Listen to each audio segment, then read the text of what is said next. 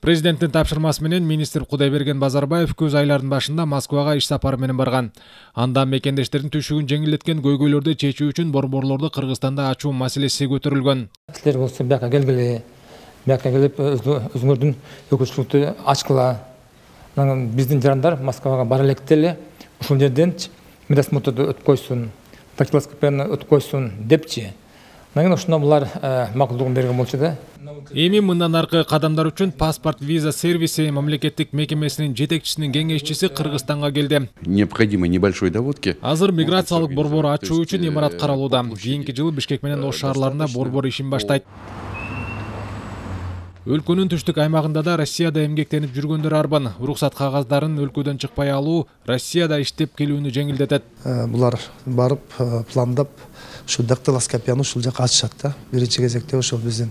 Анан бир айтып койчу нерсе, бул келген кишибиз бул